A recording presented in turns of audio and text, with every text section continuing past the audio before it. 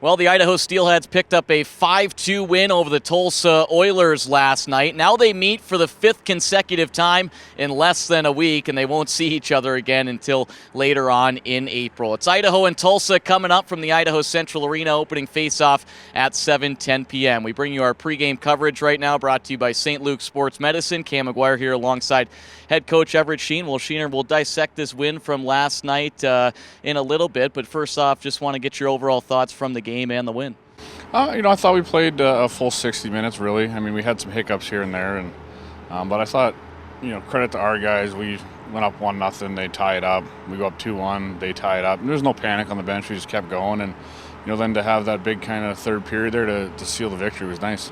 We saw Jason Horvath make his Steelheads debut last night. He was the 8th different player for you guys to make his Idaho debut here in the month of January. You mentioned taking a 1-0 lead in the first period. Mason McCarty would get his first goal as a Steelhead midway through the first, and you guys would lead 1-0 after the opening 20 minutes of play. You look back at that goal, Jade Miller and Matt Register with assists. That was kind of a perfect execution in terms of his own entry, wasn't it? Yeah, we kicked it wide. Jader, just kept driving his feet, and then Mason did a tremendous job driving to the back post, and Jader's able to find him back door there, and I know it was an awkward backhand tip, but he got it up over the pads and off the post in to get us started. 8 games now for Mason McCarty. He was a player you guys brought in earlier this month from Cincinnati, and I know you guys have seen some progression and have really liked his game the last couple outings. Yeah, he's coming along. He's a kid that works hard. He's a great attitude. He's kind of a goofy guy, so getting to know him a little bit. But yeah, every game he just seems to keep getting better and better, and hopefully that trend progresses. Let's look at Jade Miller. He was the guy that scored your lone goal in the loss last Sunday, picked up an assist last night. You look at his point total this year, nothing too crazy, but the growth in his game from this year to last year is pretty outstanding. I know he's been a real consistent, reliable player from the start of the year up until this point.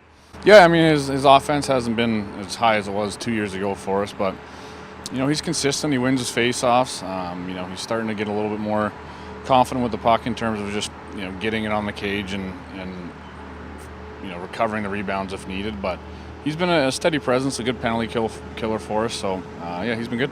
You mentioned the timeliness of goals last night. It seemed like Tulsa had an answer every time, but you guys quickly right after were able to take a lead, and we saw that early in the second period after Tulsa had tied it minutes in at 1-1. Then Andrew Ballant Hoffman scores the power play goal there about 2 minutes later. How big of a goal was that from Hoff to give you guys back the lead early in the second?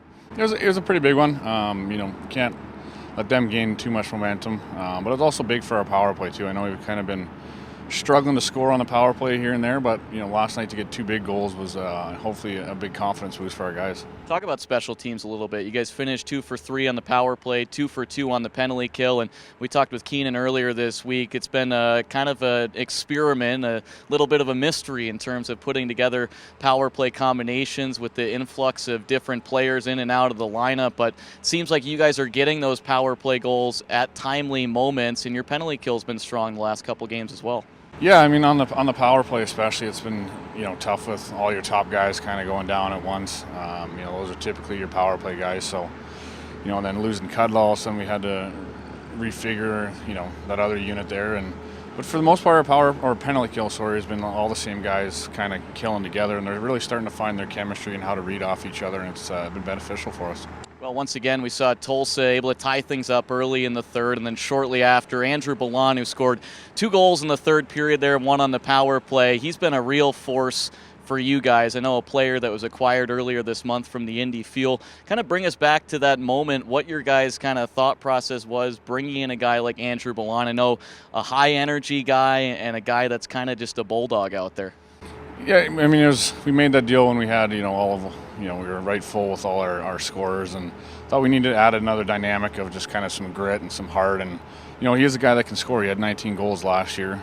So just knowing the style of play that he brings and his offensive capabilities really kind of pushed us over the edge for it. And yeah, he's been terrific. He finishes his hits. He's good with the puck. He's a vocal guy on the bench, so he's been good. 4 goals in 6 games now for you guys. Want to talk about that line last night with him, Brendan Hoffman, who had a 3-point game with a goal and 2 assists, and Francesco Arcuri with 2 helpers. We talked to Andrew Ballant last night after the game about the chemistry that he's had early on with Brendan Hoffman. I know they played together last weekend, those 3 games in Tulsa, and then you add a guy like Arcuri to the mix there. They had instant chemistry from the start of the game last night, didn't they? Yeah, they did for sure. We were looking forward to seeing him last night. Looking forward to seeing Arcuri back in the lineup. He actually played tremendous last night, and like you said, Hoffman and Ballant kind of have that instant chemistry. So hopefully that can keep building, and then as long as we have Arcuri, that'll be a line. Hopefully they can just keep getting better. Well, we'll get into the goaltending position here tonight, but let's look back last night. Brian Thompson was fantastic, 38 saves, and he's now won 5 of his last 7 games. We talked a handful of weeks ago probably now at this point. The wins just hadn't been, for whatever reason, getting to him, and now it's nice to see him get rewarded over the last couple of weeks here. He's been playing tremendous. I know, like you and I talked about, like you said, the wins weren't coming his way, but he's been playing well, and kind of feel like now our guys are starting to find their footing in front of him, and he made some really big saves early last night, made the saves he needed to make, and he's been tremendous for us. Well, earlier today, now it's officially announced that Thomas Scholl will be retiring after today, accepting a job with the Meridian Fire Department. This is something that we've known about for a while. We've kind of alluded to it a little bit to the fans. I know you mentioned it during an interview maybe last week or 2 weeks ago, but now the news is official, and let's talk a little bit about Scholl here, a player that came to you guys back during the 2017-18 season. And, what were your kind of first impressions of Thomas Scholl when he got here? I know he was sent over, I think it was from Adirondack in a trade. When he came in, and we were kind of expecting him to be our backup goalie, and he came in. I think he went 9-0-1 in his 10 starts, didn't lose a game, and he was tremendous right away. And then Graham and I joked it's probably the best trade in Steelheads history. We got him for, I can't even remember, not much. Yeah. And now he's part of the Steelheads lore and legend, and we're excited for him to have this last chance to play at home. Yeah, 95 games as a Steelhead, 66 wins, second most in the ECHL era. Leads the franchise with 12 shutouts. He's a guy who's spent parts of 4 years here in Boise, played the last couple of seasons overseas. And for those that are kind of unfamiliar, bring us back to this summer, the discussions that you had. I know kind of going into this year that his role was going to be a little different, and there was always that kind of idea in your guys' background that an opportunity like this for him to move on and pursue a career outside of hockey would come. Yeah, we were always aware of it. We sat down this summer in early June, I think it was, and he'd kind of pitched the idea of, being a third goalie / goalie coach, mentor for the younger guys here. And, he laid it out that he was applying for the Meridian Fire Department and going through the process. And if he did get it, he'd have to leave at the end of January. And, we were on board with it. We told him, hey, if we can get you into a few games, it'd be, huge for us and for you. We joked with him like we'd like to ride you all the way through the season, but we were completely aware that this might happen. He was very open and honest through the whole process, and when he came to us last month or the beginning of this month and told us he got accepted, we were very happy for him and kind of had this date circled for him to play his last game. Well, tremendous goaltender. The numbers speak for itself, but I think even a better person, and we've seen that throughout the day with all the retirement announcements across the Steelhead social media page. I mean, just speak on the character of this guy, because, looking at the comments, looking at what people say, and everyone that I've met that's known him, I don't think anyone has ever said a bad thing about Thomas Scholl.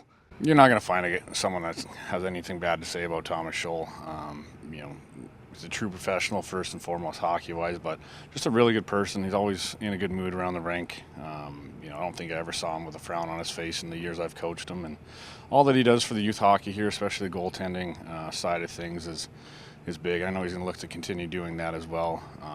But yeah, he's just an outstanding person, and really, like we've talked about with AJ White as well, he just really embodies what it means to be a Steelhead. Well, Coach, as always, we appreciate the time. Best of luck. Have some fun tonight and get the win for Scholl. Thanks for having me, Cam.